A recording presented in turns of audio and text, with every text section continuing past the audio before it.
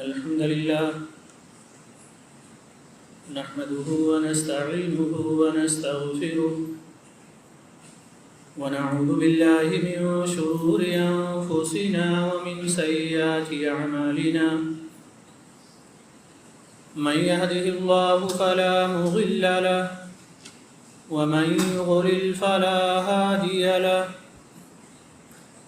وأشهد أن لا إله إلا الله وحده لا شريك له وأشهد أن محمدًا عبده ورسوله أما بعد فإن خير الحديث كتاب الله وخير الهدي هدي محمد صلى الله عليه وسلم وشر الأمور محدثاتها وكل محدثة بدعة وكل بدعة ضلالة وكل ضلالة في النار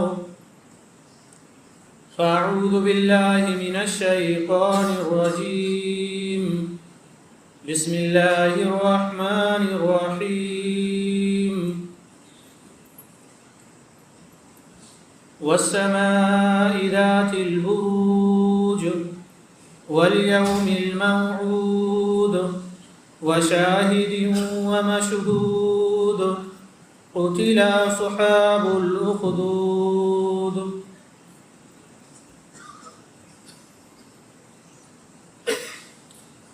خطبہ مسنونہ کے بعد میں نے آپ کے سامنے 30ویں پارے سے سورۃ البروج کی ابتدائی چند آیتیں تلاوت کی ہیں۔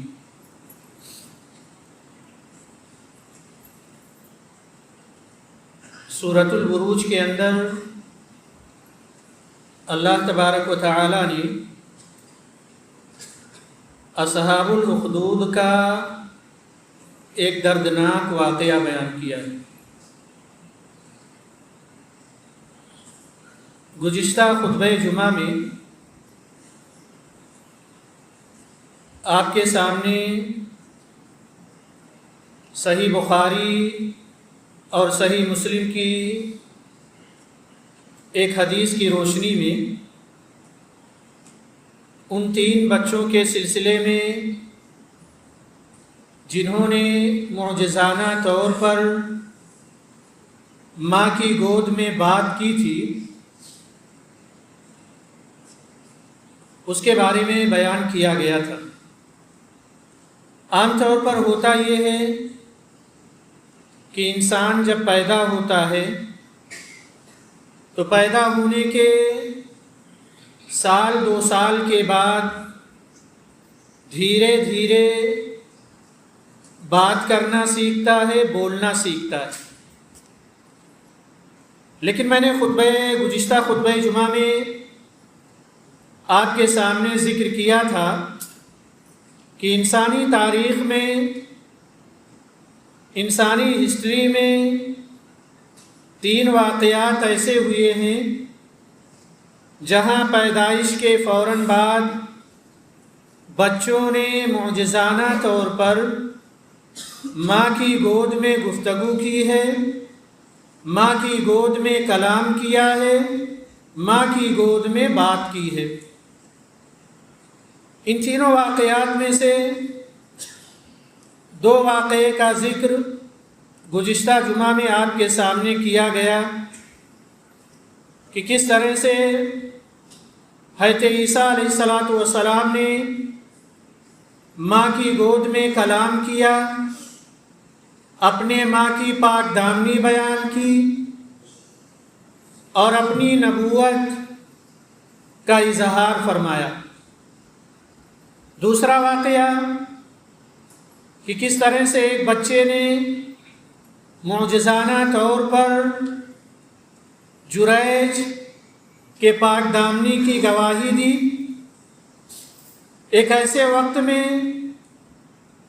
جبکہ بچہ ماں کی گود میں تھا اور عام طور پر جس وقت بچے بولا نہیں کرتے۔ ان دونوں واقعات میں ہمارے اور آپ کے لیے بڑی عبرتیں تھیں، بڑی نصیحتیں تھیں، جن کا میں نے آپ کے سامنے ذکر کیا۔ تیسرا بچہ جس کا تذکرہ بخاری اور مسلم میں ہے، جس نے معجزانہ طور پر ماں کی گود میں گفتگو کی ہے، اس کے بارے میں پیارے نبی صلی اللہ علیہ وسلم بیان فرماتے ہیں کہ پچھلی امتوں میں ایک عورت اپنے معصوم بچے کو دودھ پلا رہی تھی۔ بچہ پیدا ہوا تھا، بچے کے اندر بولنے کی صلاحیت نہیں تھی، ماں اپنے اس بچے کو دودھ پلا رہی تھی۔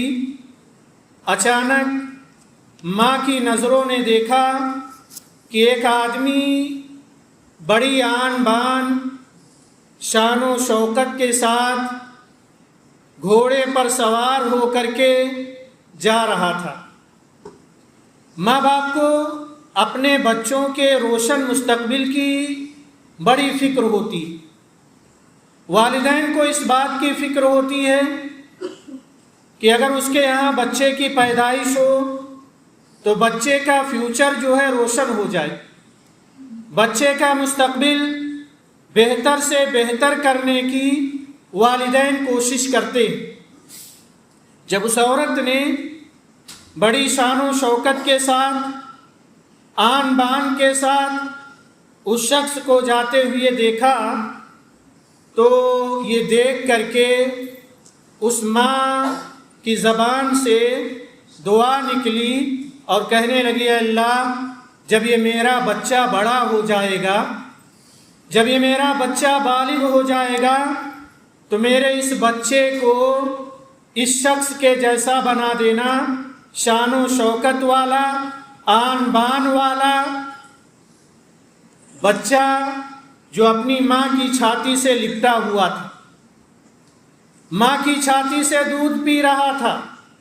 صحیح بخاری اور مسلم کی روایت، نبی اکرم صلی اللہ علیہ وسلم فرماتے ہیں کہ جیسے ہی ماں نے اللہ سے یہ دعا کی کہ اے اللہ میرے اس بیٹے کو مالدار بنا دینا، اس شخص کے جیسا شان و شوکت والا بنا دینا، بچے نے اپنی ماں کی چھاتی چھوڑی اور کہا، اللہم لا تجعلنی مثلہ۔ معجزانہ طور پر وہ بچہ بول پڑا جسے بولنے کی طاقت نہیں تھی۔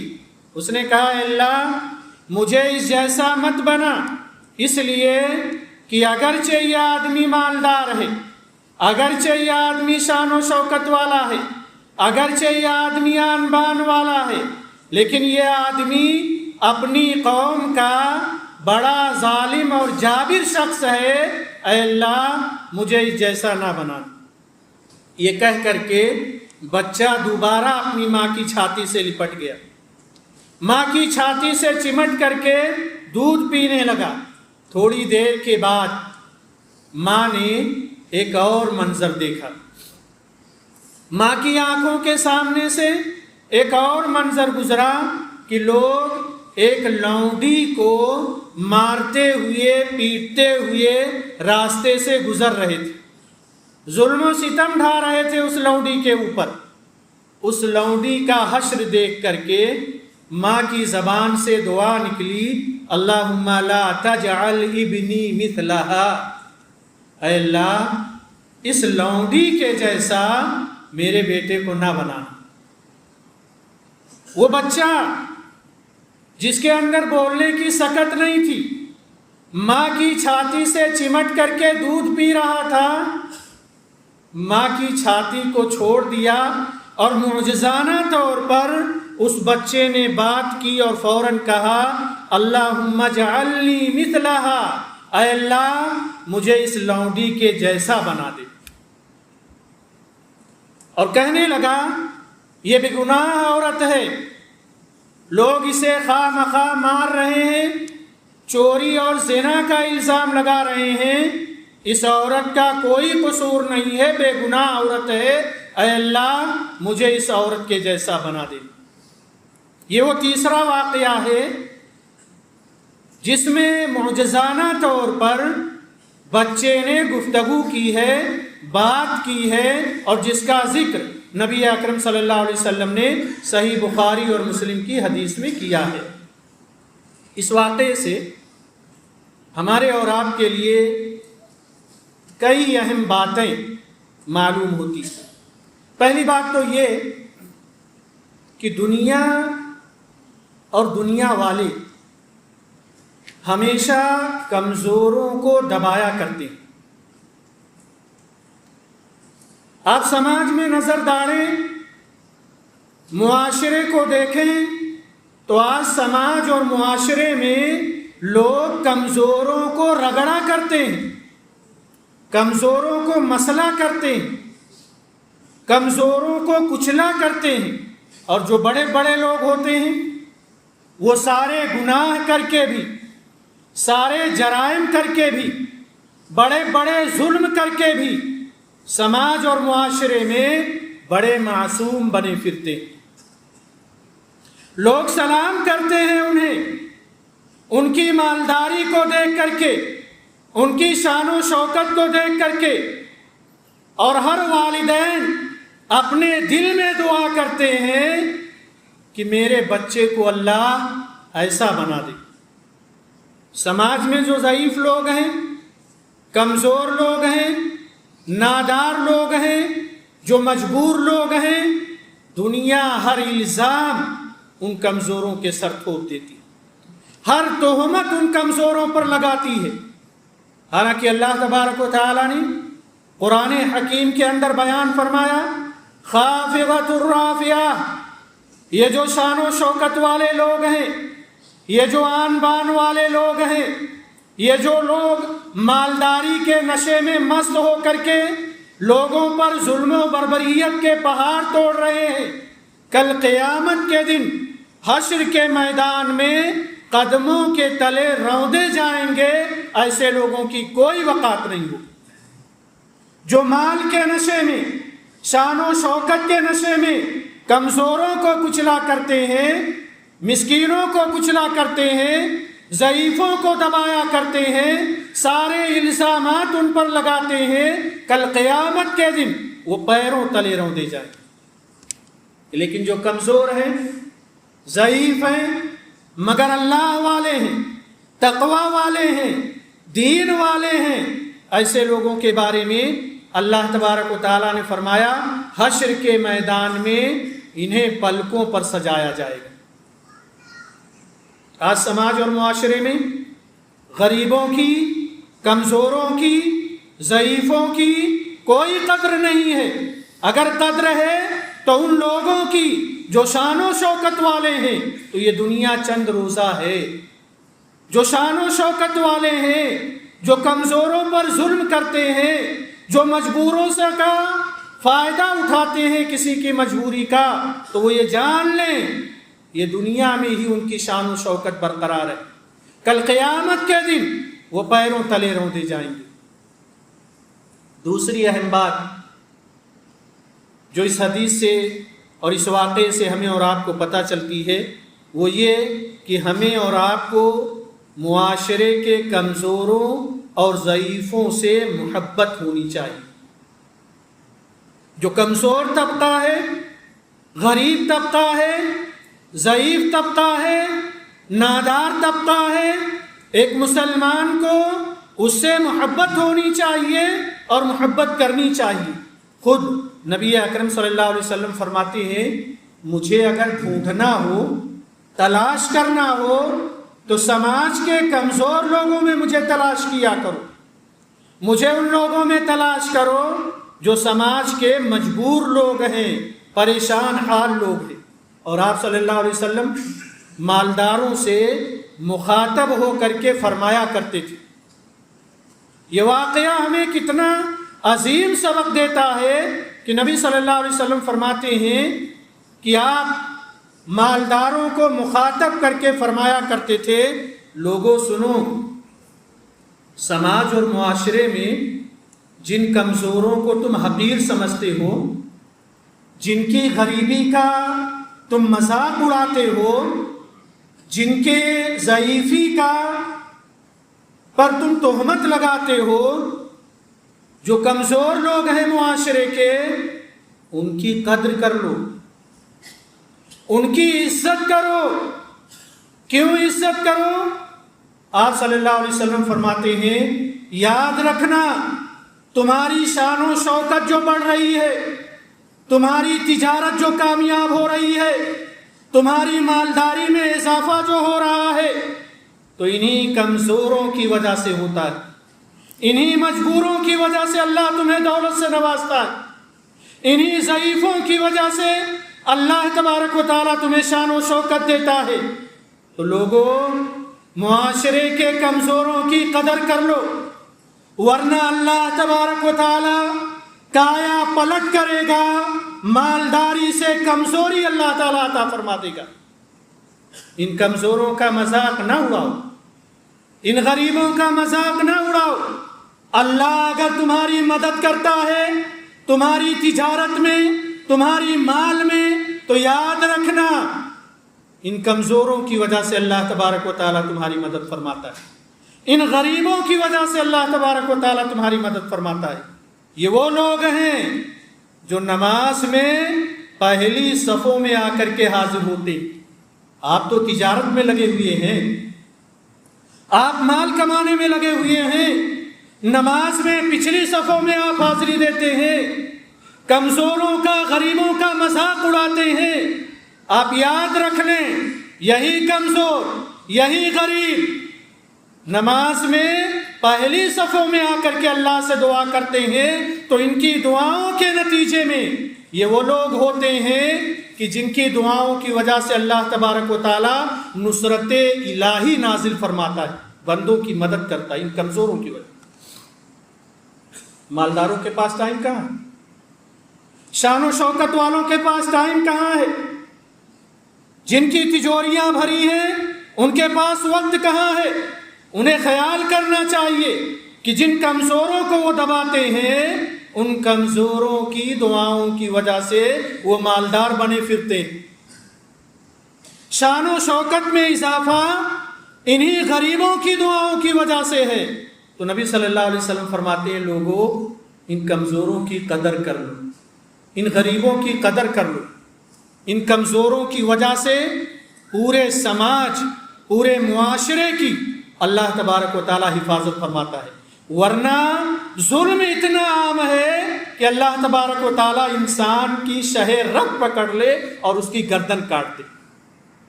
ظلم اتنا عام ہے، لیکن انہی کمزوروں اور غریبوں کی دعاؤں کا نتیجہ ہے کہ رب العالمین اپنی مدد نازل کرتا ہے اور پورے سماج کی، پورے معاشرے کی اللہ تعالیٰ حفاظت فرماتا ہے۔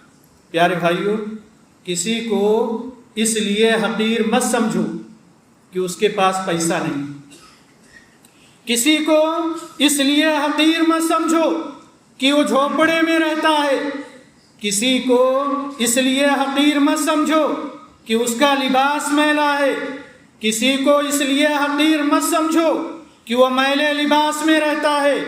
کیا معلوم انہی جھوپڑیوں میں رہنے والے، کیا معلوم انہی میلے لباسوں میں رہنے والے، کیا معلوم انہی غربت زدہ لوگوں میں کیسے کیسے اللہ کے متقی اور پرہیزگار بندے ہوتے ہیں، جن کی دعاؤں کے نتیجے میں اللہ سماج کو، معاشرے کو، خاندان کو، گھر کو تباہی سے بچاتا ہے، محض ان کمزوروں کی دعاؤں کی وجہ سے۔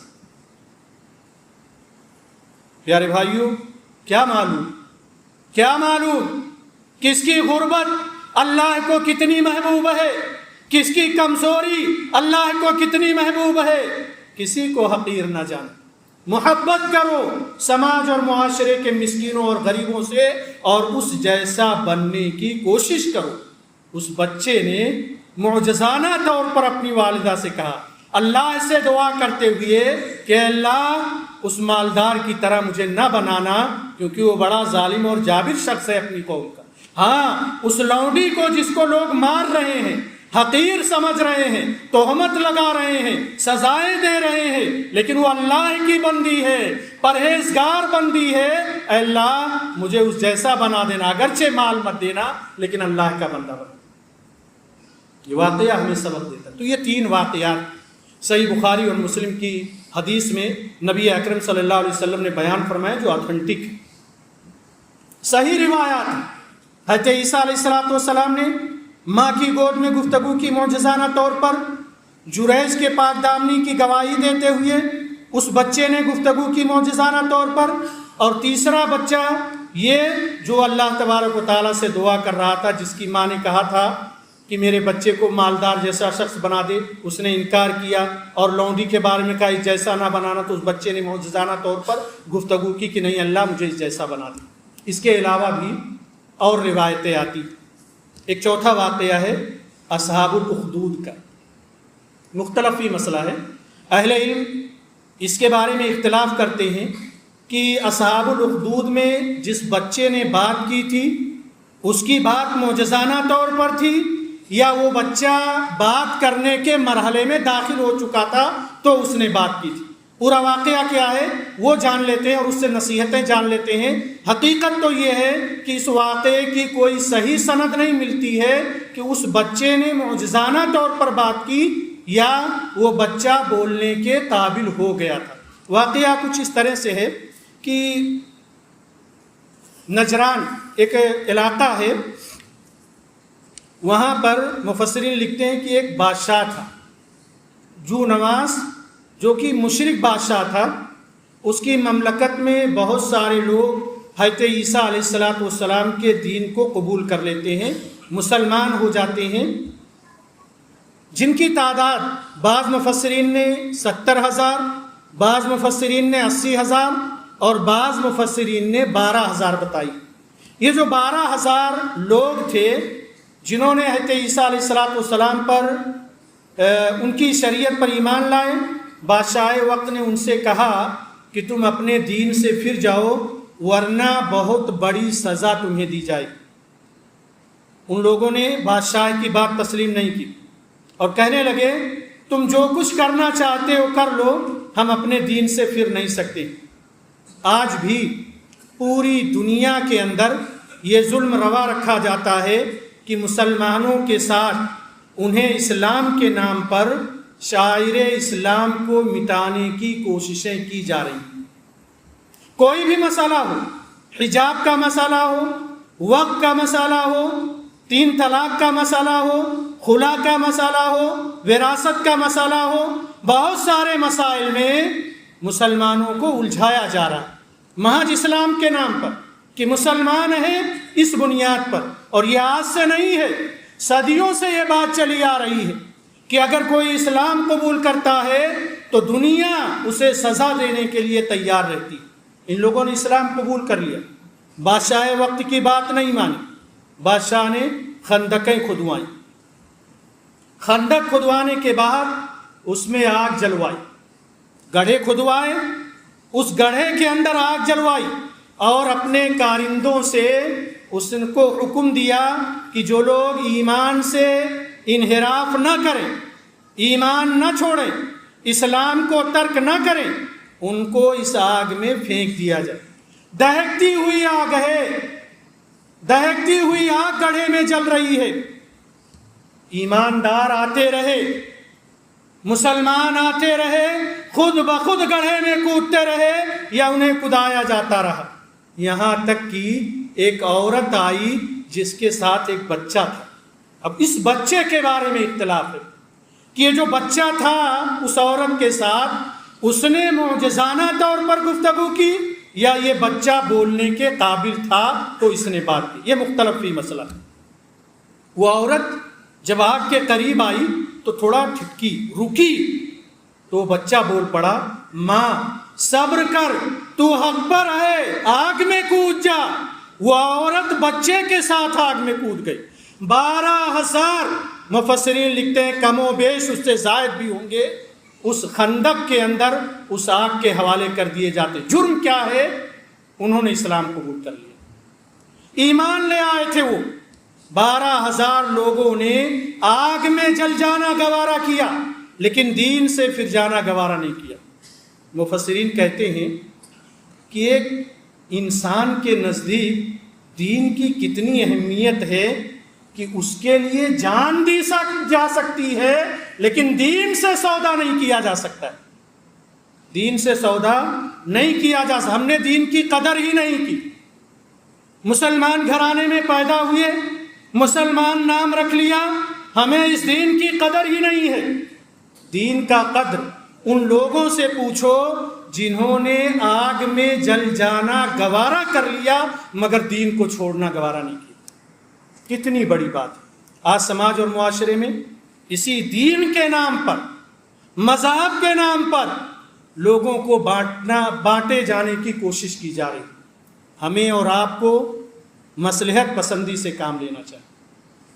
احادیث میں، قرآن میں جو واقعات نبی اکرم صلی اللہ علیہ وسلم نے بیان فرمائے، یا اللہ نے قرآن میں جن واقعات کا ذکر کیا، ہمیں ان سے نصیحتیں لیتی رہنی چاہیے۔ اللہ سے دعا کریں کہ اللہ تبارک و تعالی ہمیں اور آپ کو قرآن و احادیث کے مطابق زندگی گزارنے کی توفیق عطا فرمائے۔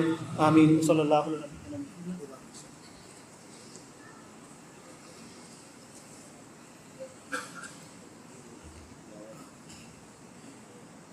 الحمد للہ الذی وحدہ والصلاة والسلام علی من لا نبی بعدہ، اما بعد۔ اسلامی بھائیوں، اس کے علاوہ بھی بہت سارے واقعات ذکر کیے جاتے ہیں، حالانکہ وہ کسی طور پر درست نہیں ہے۔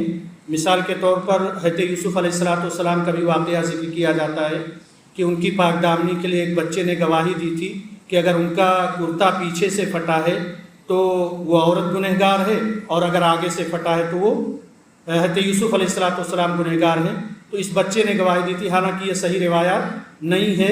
بہت ساری مستند روایات میں یہ ملتی ہے کہ وہ آدمی بڑا آدمی تھا جس نے یہ کہا تھا کہ اس طرح چیک کیا جائے تو پاک دامنی ثابت ہو جائے، تو وہ درست نہیں ہے۔ اس کے علاوہ بھی بہت سارے واقعات بیان کیے جاتے ہیں جو آتھینٹک نہیں ہیں۔ پیارے بھائیوں، ایک اہم بات میں آپ کے سامنے بیان کر کے اپنی بات ختم کرتا ہوں، وہ یہ ہے کہ الحمدللہ آپ کی اپنی اس مسجد میں مدرسہ سلفیہ قائم ہے۔ وہاں پر شعبہ تحفیظ ایک شعبہ ہے جس میں بچے اور بچیاں الحمدللہ حفظ قرآن سے آراستہ اور پیراستہ ہو رہی ہیں۔ فی الوقت بچیاں شعبہ تحفیظ میں آپ کی اپنی اس مسجد میں 80 کے قریب ہیں جو حفظ قرآن کر رہی ہیں۔ الحمدللہ کئی بچیوں نے حفظ قرآن مکمل بھی کر لیا ہے۔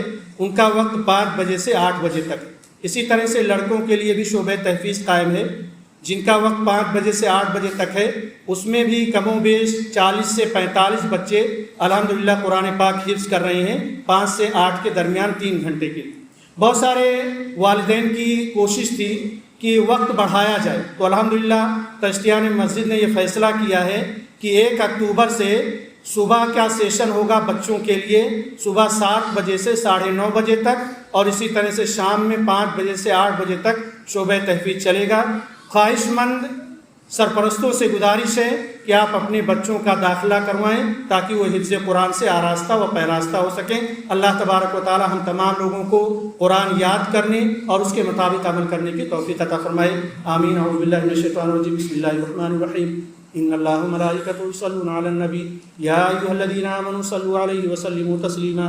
اللهم صل علی محمد وعلى آل محمد كما صليت على إبراهيم وعلى آل إبراهيم إنك حميد مجيد۔ اللهم بارك على محمد وعلى آل محمد كما باركت على إبراهيم وعلى آل إبراهيم إنك حميد مجيد۔ عباد الله رحمني ورحمكم الله، إن الله يأمر بالعدل والإحسان وإيتاء ذي القربى وينهى عن الفحشاء والمنكر والبغي يعظكم لعلكم تذكرون۔ اذكروا الله يذكركم وادعوه يستجب لكم ولذكر الله أكبر۔